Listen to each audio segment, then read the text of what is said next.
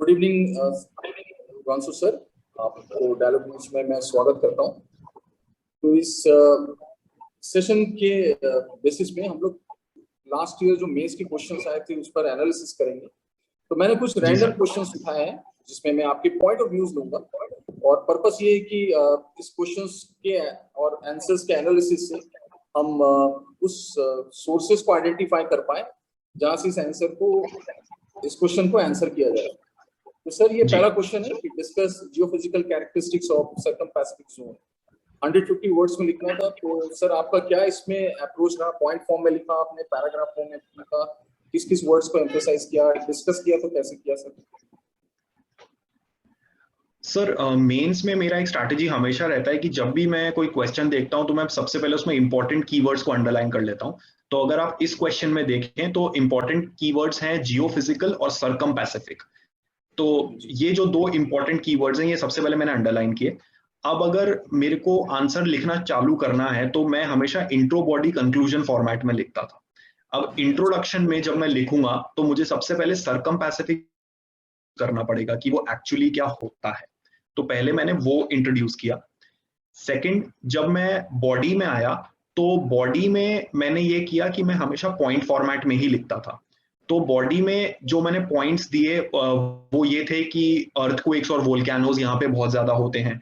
उसके अलावा there are also Benioff zones that come across जिनकी वजह से अर्थक्वेक्स कॉज होते हैं। Then at the same time there are also guyots and seamounts जिनकी वजह से circumpacific zone is a very prominent area for such zones। तो ये जो सब चीजें थी ये मैंने पॉइंट फॉर्मेट में लिखी और इसका जो सोर्स है वो एनसीईआरटी ही है। I think it's chapter number 13th और 14th इन दी फिजिकल ज्योग्राफी। तो वो इसमें आप यूज कर सकते हैं। एंड कंक्लूजन में मैंने ये लिखा था कि जो सर्कम पैसिफिक जोन है वो कैसे वर्ल्ड ज्योग्राफी को कंट्रीब्यूट कर रहा है, ये जो जियोफिजिकल कैरेक्टरिस्टिक्स हैं उससे। तो ये मैंने अपना पूरा स्ट्रक्चर लिखा था इस आंसर में। Thank you sir. ये तो आपने बहुत ही अच्छा इसको एक्सप्लेन किया। सर नेक्स्ट क्वेश्चन पे हम लोग चलते हैं। ये the process of desertification does not have a climatic boundaries। अब चूंकि हम सबको पता है कि डेजर्टिफिकेशन डेजर्ट में होते हैं, तो यहाँ पर जो जस्टिफाई करना था कि वो उस डेजर्ट एरिया से बाहर जाए, तो सर इसमें क्या अप्रोच रखा और ये जस्टिफाई का मतलब क्या होता है सर? उसको कैसे आपने आइडेंटिफाई किया? सर इसमें भी अगर आप इंपॉर्टेंट कीवर्ड्स देखेंगे तो वो है desertification, climatic boundaries and examples. Examples तो मेरे को लगता है आपको वैसे भी इंक्लूड करने ही चाहिए चाहे वो क्वेश्चन में गिवन हो या नहीं हो, क्योंकि उससे आपके मार्क्स इंक्रीज होते हैं। तो इसमें जो मैंने इंट्रोडक्शन लिखा वो मैंने डेजर्टिफिकेशन की डेफिनेशन लिखी और इंडिया में कितना लैंड अंडर डेजर्टिफिकेशन है वो लिखा, विच इज क्लोज टू 30%। तो वहां मैंने एक डेटा डाल दिया था जिससे एग्जामिनर को ये पता लग जाए कि मुझे में डिसेंट नॉलेज जरूर है।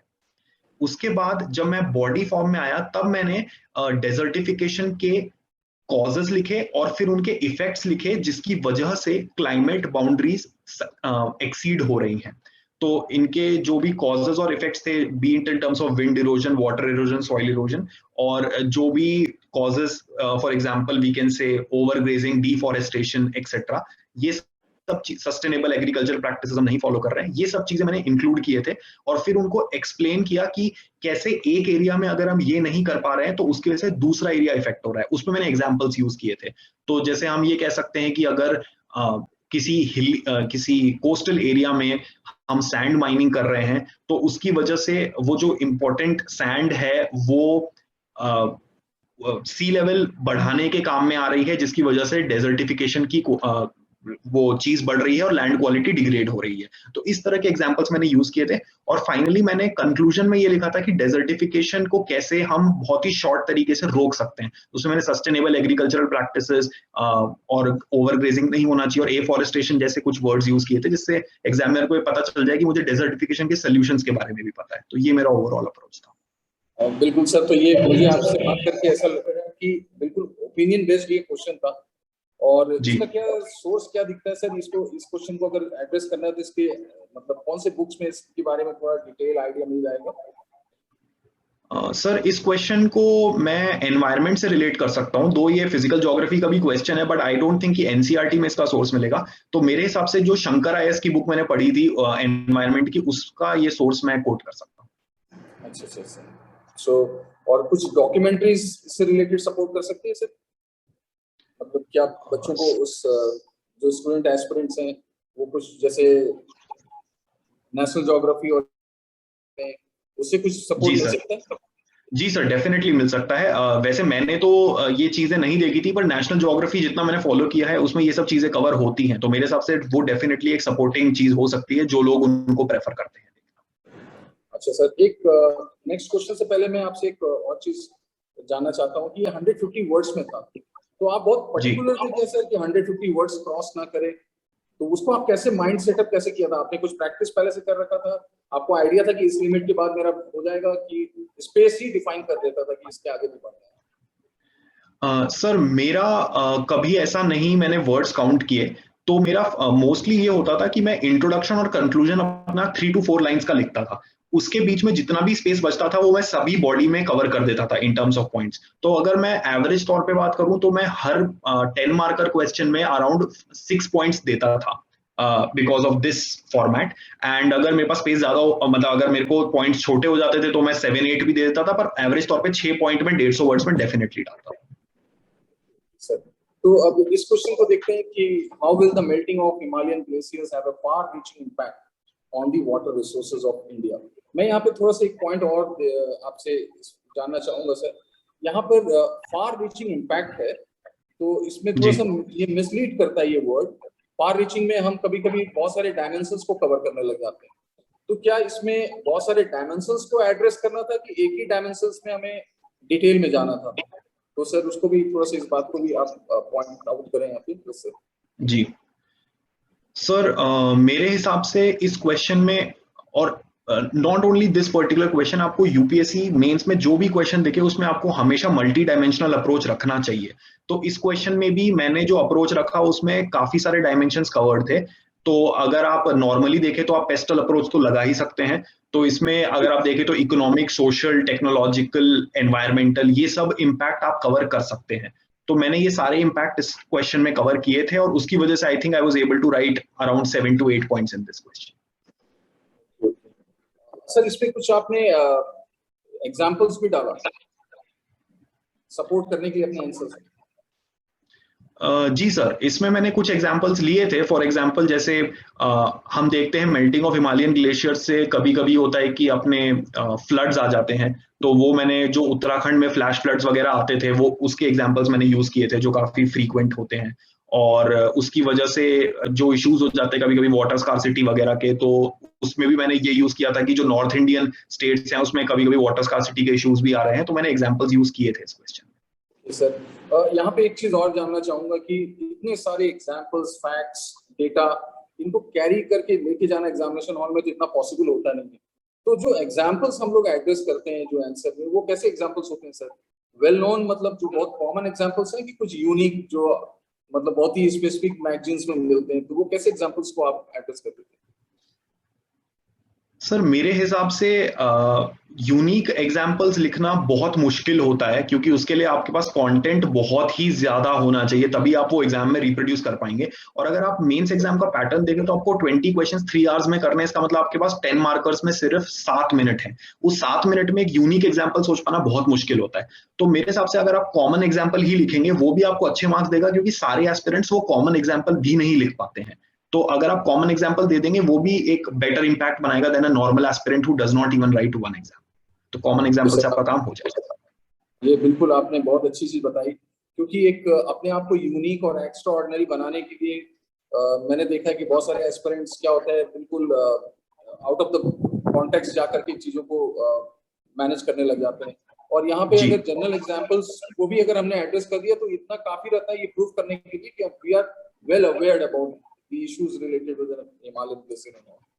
तो सर नेक्स्ट क्वेश्चन देखते हैं। ये है इंटरलिंकिंग ऑफ रिवर्स। ये बहुत पुराना एक्चुअली इशू है इंडिया का।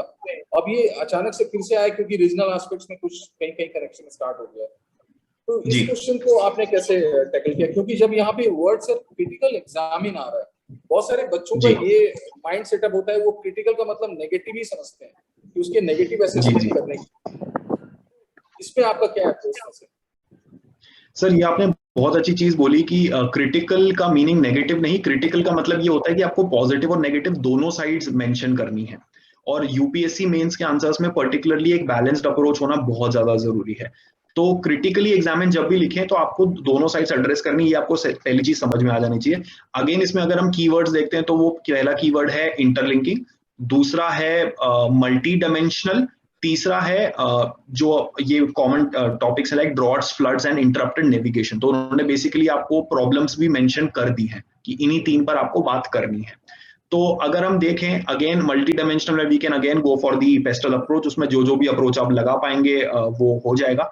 एंड बाकी ये जो तीन एग्जांपल्स इन्होंने दिए हैं ड्रॉट्स, फ्लड्स और इंटरप्टेड नेविगेशन, इससे रिलेटेड एग्जांपल्स मैंने अपने उसमें इंक्लूड किए थे आंसर में। फॉर एग्जांपल जो विदर्भ रीजन है वो ड्रॉट से काफी अफेक्ट होता है, तो अगर हम इंटरलिंकिंग कर पाएंगे उसकी वजह से हम ड्रॉट की प्रॉब्लम को हटा सकते हैं। But at the same time आप ये भी देखें कि जो अगर हम इंटरलिंकिंग करेंगे तो उससे फ्लड का प्रॉब्लम आएगा, क्योंकि रिवर का कोर्स बेड चेंज हो जाएगा, ओरिजिनल फ्लो होता है और उसकी वजह से फ्लड्स आने के चांसेस बढ़ सकते हैं, जो पर्टिकुलरली नॉर्दर्न रीजन्स में बहुत ज्यादा हो सकता है। तो मैंने इस तरह से एग्जांपल्स दिए थे और उसकी वजह से मैंने पॉजिटिव नेगेटिव दोनों अप्रोचेस इस क्वेश्चन में मेंशन किए। ओके सर, अब सर यहाँ पे ये 150 से 250 वर्ड्स का ये क्वेश्चन हो गया, तो यहाँ पर तो आपने इंट्रो, बॉडी और कंक्लूजन का एक अप्रोच रखा, और बट ऑब्वियस है आपने यहाँ पर भी वही अप्रोच, तो कॉमन ये फ्रेम होता है। तो यहाँ पर अब ये बॉडी में कुछ आपने मतलब कुछ एक्स्ट्रा डायमेंशंस को ऐड किया कि इसमें कुछ आपने अपने कुछ क्या आपके यूनिक पॉइंट रहे वो थोड़ा एड्रेस करें। सर इसमें बॉडी में देखा जाए तो पॉइंट्स अपने आप ही बढ़ जाएंगे, क्योंकि क्रिटिकली एग्जामिन का मतलब आपको दोनों पॉजिटिव नेगेटिव मेंशन करने हैं। तो और उसमें अगर आप पेस्टल अप्रोच लगा रहे हैं विद दीस 3 पैरामीटर माइंड, तो आप पर साइड के ही 5 से 6 पॉइंट दे सकते हैं, तो आपके टोटल पॉइंट्स इंक्रीज होकर 10 से 12 अपने आप हो जाएंगे। तो ये क्वेश्चन काफी एक लॉजिकल क्वेश्चन है जिसमें पॉइंट्स अपने आप बढ़ जाते हैं। पर हाँ, कुछ क्वेश्चंस होते हैं 250 वर्ड्स में जिसमें आपको एड्रेस करनी होती है चीजें और आपके पास पॉइंट्स नहीं होते हैं, तो उसमें आपको थोड़ा पेस्टल अप्रोच के अलावा भी आपको थोड़े मल्टी डायमेंशनल एस्पेक्ट्स कवर करने पड़ते हैं, और उसमें आप एग्जांपल ज्यादा यूज करिए ताकि आपके पॉइंट्स बढ़े। तो ये एक अप्रोच मेरा रहता था। ओके सर, मतलब जो 250 वर्ड्स के आंसर रहते हैं वो यूपीएससी पहले से वो स्पेस दे के रहती है कि आपको बहुत सारे डायमेंशंस मिल जाएंगे। जी सर इस क्वेश्चन को इस तरह के जो क्वेश्चंस आते हैं जो एनवायरनमेंट से लेकर के इंटरडिसिप्लिनरी रहते हैं, जिसका कि बहुत सारे डायमेंशंस में इंटरलिंक होता है, ऐसे क्वेश्चंस को तो टेक्स्ट बुक से तो मैनेज किया नहीं जा सकता, क्योंकि ये एनालिटिकल क्वेश्चन है। जिसके लिए कोई मैगजीन भी हो सकता है, जैसे डाउन टू अर्थ और कोई मैगजीन, ऐसा कुछ? सर मैगजीन इन पर्टिकुलर आप यूज कर सकते हैं, which is actually a very good approach, क्योंकि मैगजीन में जो कंपाइलेशन गिवन होता है वो काफी टू द पॉइंट होता है, वो आप पॉइंट्स इंक्लूड कर सकते हैं। But at the same time अगर आप ये चीज यूज कर रहे हैं तो आपको उसको रिवाइज बार बार करना पड़ेगा, क्योंकि एग्जाम में आपके ऊपर प्रेशर काफी होता है क्वेश्चंस खत्म करने का, तो आपको पॉइंट्स इंस्टेंटली क्लिक होने चाहिए। तो अगर आप वो चीज कर सकते हैं तो magazines are a good remedy to this. इस सीरीज में मैं ये लास्ट क्वेश्चन लेता हूं सर आपसे, ये लास्ट क्वेश्चन का अप्रोच जानूंगा। अब ये क्वेश्चन था कि account for the huge flooding of million cities in India including the smart ones like Hyderabad and Pune and suggest lasting remedial measures. और ये 15 मार्क्स का सर क्वेश्चन है। बहुत सारे बच्चों को ये कुछ अर्बन फ्लड का थीम लग रहा है, तो आपका क्या अप्रोच था सर कि इसको कैसे मैनेज किया आपने इस क्वेश्चन को?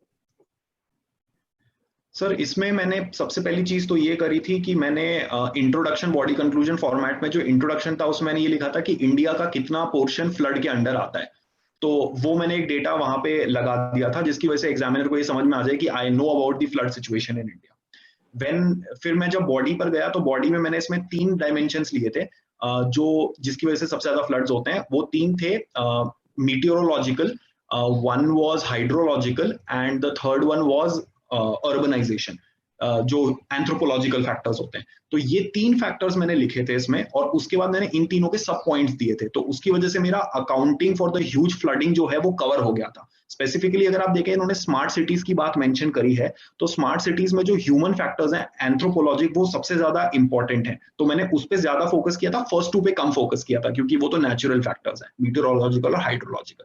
और फिर जब मैंने इसमें क्वेश्चन में सीधा सीधा लिखा ही है कि आपको रेमेडियल मेजर सजेस्ट करने हैं, तो मैंने रेमेडियल मेजर्स का हेडलाइन डाल के मैंने 5 से 6 रेमेडियल मेजर्स भी मेंशन किए, जैसे अर्बन गार्डन्स वगैरह हो गया, एफॉरेस्टेशन हो गया, तो ये सब चीजें मैंने मेंशन करी थी। और फिर कंक्लूजन में I had said that how can we actually control flood using technology as well, क्योंकि टेक्नोलॉजी थोड़ा फ्यूचरिस्टिक अप्रोच देता है आपको, तो ये मेरा ओवरऑल स्ट्रक्चर था। ओके सर, तो सर जब आपने रेमेडियल मेजर्स बताया तो इसको पॉइंट फॉर्म में लिखा कि आपने उसके ऊपर पैराग्राफ अपना डाला उसमें? नहीं सर, पॉइंट फॉर्मेट में ही लिखे थे मैंने रेमेडियल मेजर्स।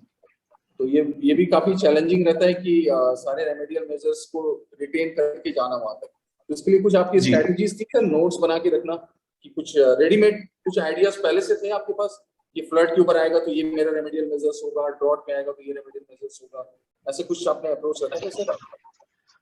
सर जो मैंने करंट अफेयर्स मैगजीन्स यूज करी थी फॉर माय प्रिपरेशन, उसमें मैंने इंपॉर्टेंट पॉइंट्स मार्क कर लिए थे, तो मैं क्योंकि मैं डिजिटल फॉर्मेट में ही पढ़ता था तो मैं वो येलो मार्क कर लेता था उनको सेलेक्ट करके, और फिर जब मैं रिवाइज करता था वो मैगजीन्स को तो मैं बस उन्हीं येलो पॉइंट को ही रिवाइज करता था जो अंडरलाइंड थे, तो उसकी वजह से I able to write these remedial measures really fast.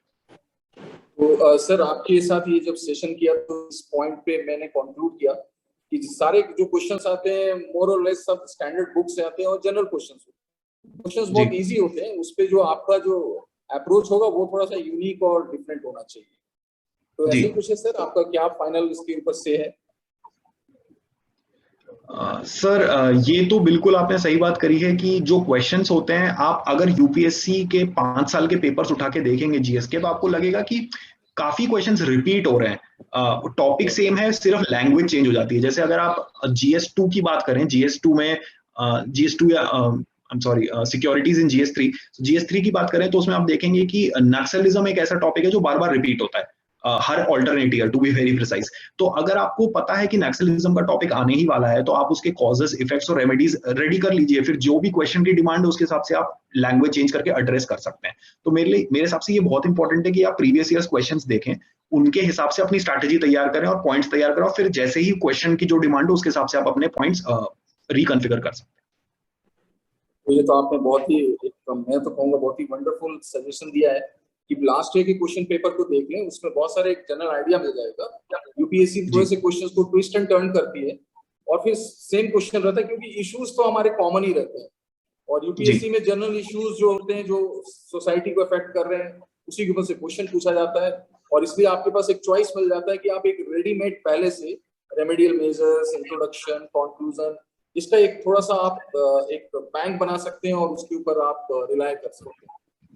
Ji sir. तो आपके साथ ये सेशन तो बहुत ही फ्रूटफुल रहा सर, और ये बहुत ही ज्यादा बेनिफिट पहुंचाएगा, तो सर इसके लिए डायलॉग मंच आपको बहुत कहती है और आपके फ्यूचर के लिए आपको बहुत सारी शुभकामनाएं देती है सर।